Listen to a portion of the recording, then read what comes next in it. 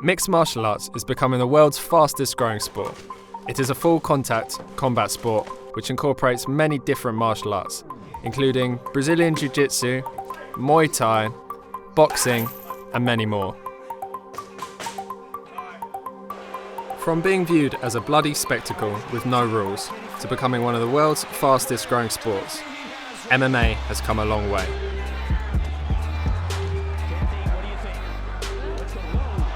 Fighting out of the prestigious London Shootfighters, Farid Basharat has his sights set on becoming MMA's next biggest star.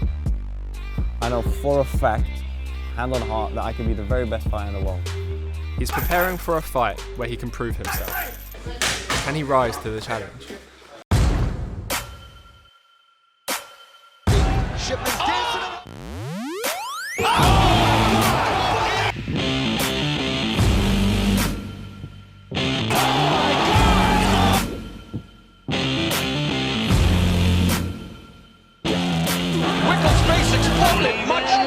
And the referee, it's over. Oh, we got fist again. You've been wondering if there's a hero. One of the owners and head coaches at London Shootfighters is Alexis Dimitriades. Alexis has coached many fighters to the highest level in MMA. I've been coaching MMA for 23 years now, just MMA. I started off when I was very, very young, boxing, and then moved on to other combative martial arts. So with mixed martial arts, the rule set is quite basic in that there are no groin strikes, no eye gouging, no back of the head shots, and no downward elbows. And that would mean from sky to earth, downward. So you can do things at an angle, but nothing downward, as they deem it to be illegal on the spine. So wrestling dictates where fights go, and most of the athletes are very, very well conditioned, so it's really useful. Brazilian Jiu-Jitsu, or Japanese Jiu-Jitsu in some people's eyes, ground fighting is a necessity. 95% of fights end up on the ground. So if you don't know how to fight on the ground, it's like jumping in the sea when you can't swim. It's not going to happen. Coming from a jiu-jitsu background, Arya Esfanmaz is the head instructor at London Shootfighters and highlights the importance of groundwork. I think it's incredibly important for an MMA fighter to know jiu-jitsu. I mean, nowadays the level's so high, you need to know a little bit about everything, but MMA, the growth of MMA was a large part due to jiu-jitsu. I mean, the Gracie family made the UFC to showcase the power of ground, and now if you don't know ground, you won't get very far. One of the things that I really like about Brazilian Jiu-Jitsu is always evolving. Like, if you watch Jiu-Jitsu now and 10 years ago, it's completely different. And again, 10 years before that. And even now, it's still evolving. But the thing that will always stay the same is retaining those traditional values that came from Japan. One step. One, two, three. So, bowing when you come in the mats, always being respectful to someone that's a higher grade or older, It retains all of those things while still evolving as a modern martial art. Being a fighter is all about progression. And for you to work up the ranks and get to these sort of big, high-paid, high-profile shows, we suggest that you do a lot of the beginner classes. And you don't have to have any formal knowledge in anything. You don't even have to be athletic. So we've got guys in UFCs that have, started with no experience whatsoever, barely even played a sport. And we've done that, like I said, for over 20 years. We've had guys in, main eventing in every show there is. So we know how to get guys from zero to a high level. But that would be the route that I would suggest. Jumping from no fights to a professional fight, it's a bit on the awkward side. I'd say dangerous side, to be honest with you. I think people nowadays don't give it enough respect. I think people just train a little bit and jump into a fight.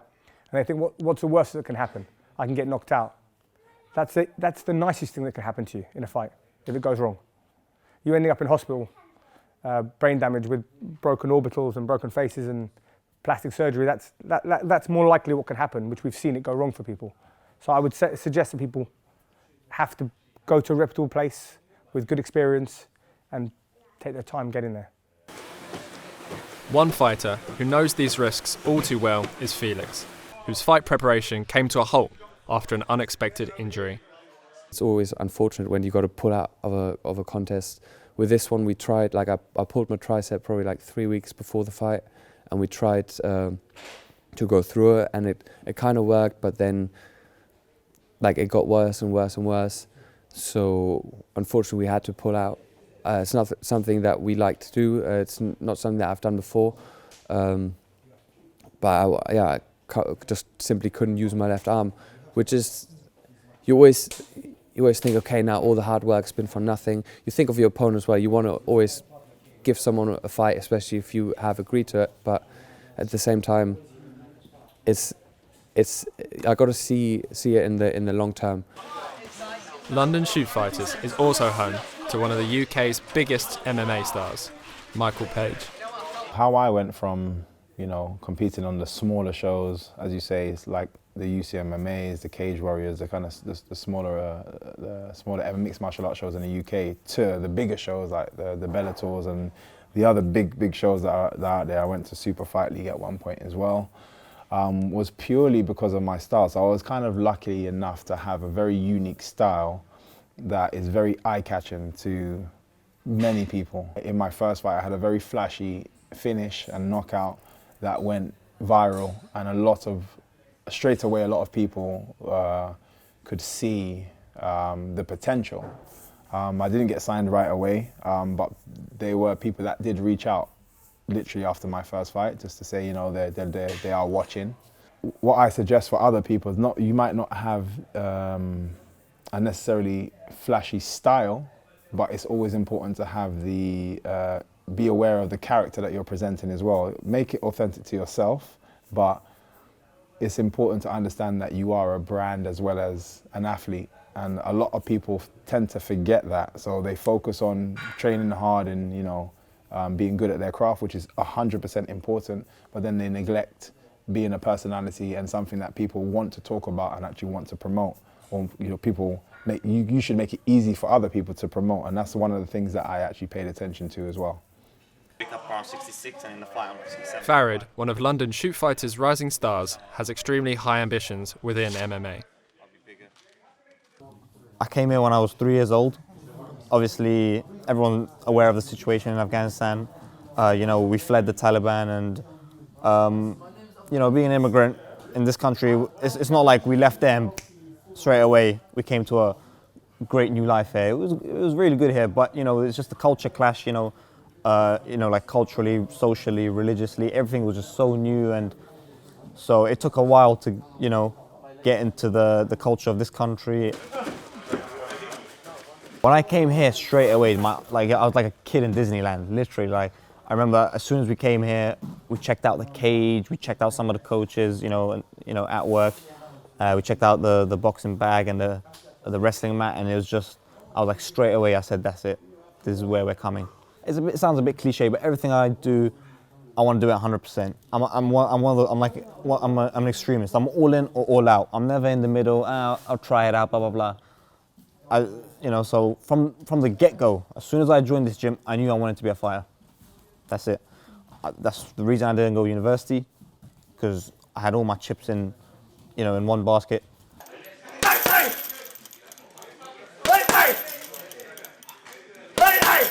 MMA is just, I don't know, man. I used to play football, and after a while, like during a football match, I'd be thinking about like not starting a fight, but like my mind wouldn't be on football, and naturally I'm a bit of a, I attract to fighting and scrapping, so I feel like it's just in me, it's what I do. 6, 7, 4, 3, 5. Yeah, the work ethic at London Shootfighters, I mean, everybody knows what it's like. It's hard, it's real hard. 6, 5, 4, 3, 2, time. Good job. Control your breathing. Okay, stand up, let's go. Coach Alexis and Paul,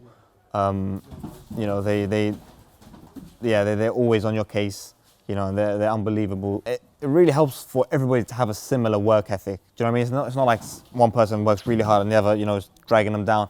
Everybody here is just high level. Yeah, the work ethic here is exceptional. Like, I've trained in a few other places, like when I'm on holiday or something, and just to get the vibe here, the coaches are here 24/7. They always guide you. You get pushed to your absolute limits. A big influence in Farid's life is Javid, his older brother. The Basharat brothers are supportive of each other in all aspects of MMA. Yeah, training alongside Javid is great. Literally, like, I mean, we're so lucky to be. Besides being my brother, we're so lucky to be the exact same weight, you know, and I have a very similar mentality. You know, like, if I need to work something, I just grab him, oh, let me use you, blah, blah, blah, and vice versa. And also, as well as having, like I'm always thinking about what I did right and wrong in training, I have another mind, like a very good, sound mind. He's very technical, and he's telling me what you did right and wrong. It's just another pair of eyes. I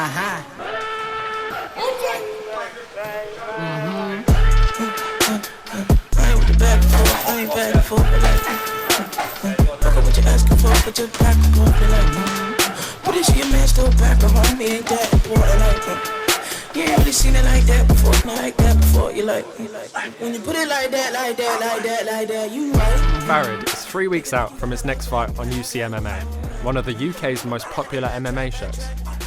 As the fight date gets closer, he begins to cut his weight using various techniques. One of the most important things that, you know, people don't see, I mean, you guys always see on camera the fight, but what you don't see is the diet that takes place 4, 5, 6 weeks leading up. You know, you got to make sure keep your weight down. And another thing is the water cut that we do. You know, fight week, we start bringing down our carbs, take away salt, and the night before or the morning of the weigh-in, you know, some people get in a sauna, some people get in a hot bath, you know, and we just sweat it all out. And in fighting, everyone says it's the toughest thing in fighting, is the water cut. You know, it's yeah, it's horrific, but it's got to be done to gain that advantage, I guess. Farid is a great fighter. He's super technical, super tough. His ability to pick up techniques and also to do them is something that I look up to, and I find it very impressive. And I think, yeah, he's gonna, him and his brother, no doubt they're gonna achieve very, very big things.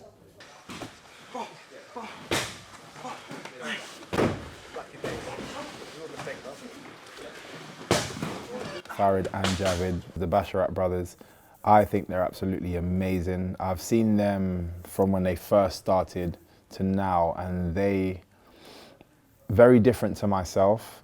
They know everything about martial arts in the sense that they watch boxing, they watch kickboxing, they know all the guys on the smaller shows, they know all the guys on the bigger shows. They are very intelligent fighters, and it's one thing I always say, no matter what sport you are in terms of combat, the most intelligent fighter tends to win. Farid's amazing, you know, like just seeing his groundwork. I mean, I think they're both, Farid and his brother Jav, relatively new to the sport, but like watching the guys roll, I've seen them roll with black belts and they do really, really well. And then I can see those guys up and coming, for sure. The pads are there and you don't like it, move around and get to your position where you like it. Farid in particular is very dedicated as well. He's really dedicated to the sport. And also, characteristically, he's a perfectionist. You know, he wants to get things right, which is good and bad. Because sometimes in a fight, it doesn't have to be perfect to win. But I've seen Farid do something, you know, win a fight and be pissed off and be annoyed and be upset. And that shows a mark of something, you know? It's a testament to his character. He wants to get it right. If you look at his fights, he's got, you know, knockouts, submissions, he's undefeated as a professional and as an amateur. He's a very, you know, he's a talent.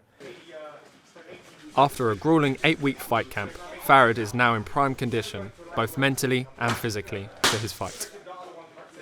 Usually I fight at 61.5 kilos, bantamweight, and I usually walk around 70 kilos, so 8.5 kilo cut.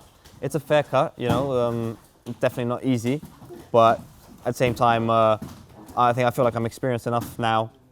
I've done it a few times now, so I get it. You know, I got it on point. I feel very good for my upcoming fight. Camp went great. I've done all the necessary rounds, all the necessary cardio, drilling. My diet and everything has been super strict, so I feel great, and I think I'm gonna get the knockout. Yeah, I know a little bit about my opponent. I know he's had a lot of fights, not particularly very technical, but he's a gamer and he's a scrapper. He's got some hands on him, so I'm just gonna have to, take it nice and easy, feel him out a little bit, and then I'll get to work. Download his data and then see what's up. My goal is to be the best I can be. Give it my all, and I know the best I can be is the best in the world.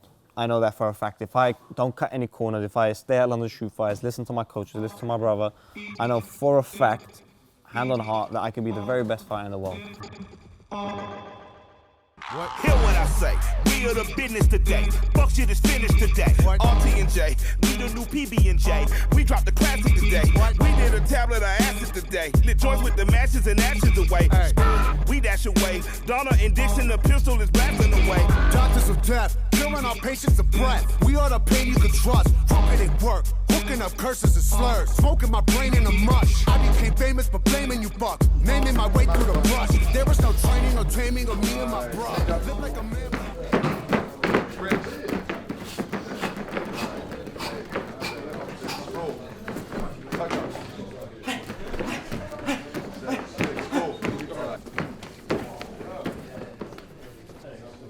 Moments away from his fight, Farid shows no sign of slowing down and is ready to get into the cage.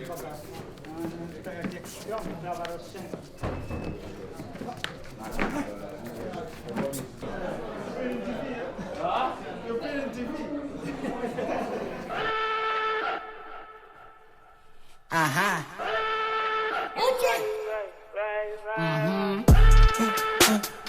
ain't with the back and forth, I ain't back and forth, fuck up what you're asking for, but just back and forth, but is your man still back at home? He ain't that important, you ain't really seen it like that before, not like that before, you like, when you put it like that, you right, nigga think you got it like that, when I act like that, alright, I'm about to have to backtrack, back on fact, you right, you right, yeah. When you put it like that, you right, nigga think you got it like that, when I act like that, alright, I'm about to have to backtrack, back on fact, you right, you right, yeah. Already know what you want, bitch, why you keep hitting my phone? Ladies and gentlemen, there will be 3 rounds of mixed martial arts action fought in the featherweight division. Fighting out of the red corner, this fighter weighed in at 66 kilograms. He represents Team Scott. He is Sam.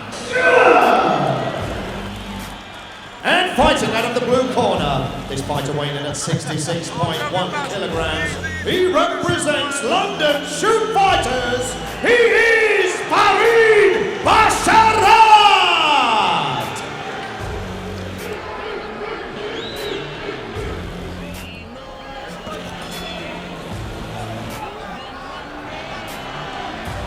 So here we go. Basharat flies through the air. Sam Stewart looking for that sink, but Basharat very quick. Standing rear naked. Matter of seconds. Wow. After an impressive win, Farid is pleased with his performance and looks to the future. I think I performed very well. It was short and sweet. You can't, you never know how this, a fight's gonna go. So I definitely didn't think it was going to be that quick. I knew it wouldn't be too long, but I didn't think it was going to be 14 seconds. So I'm happy. At just 14 seconds of the very first round, we have a winner. By way of submission to rear naked choke, Farid Basharat! To be honest, I'm going to take it one fight at a time. Hopefully my next, it's Ramadan now, so I'm going to do that, and I'm still going to train. Hopefully fight straight after Ramadan, maybe July. I'll be happy with the July fight. 4-0, 5-0, 6-0, 7-0, and then I can get into maybe a good organization, start fighting some big names. I'm just very content. You know, one thing you have to understand as a fighter is delayed gratification. You know, you must know that right now I'm suffering and I'm working hard, but eventually it's going to all be worth it. For that 15 minutes I get in the cage, it's going to be worth it, and I feel absolutely, you know, content and happy and relieved I got the win. This is a small step on a big journey for Farid as he pursues his dreams to be the biggest MMA fighter in the world.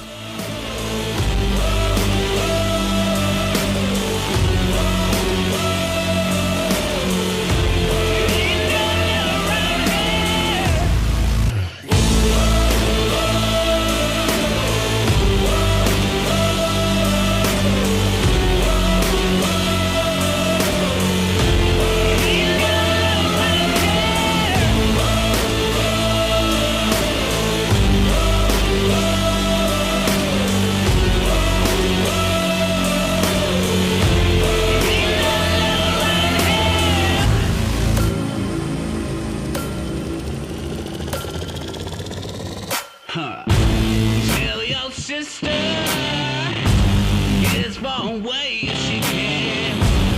Tell your brother, this ain't where it proves he's a man. Call your mother, tell her you're gonna be late. 'Cause I'm your father, making sin.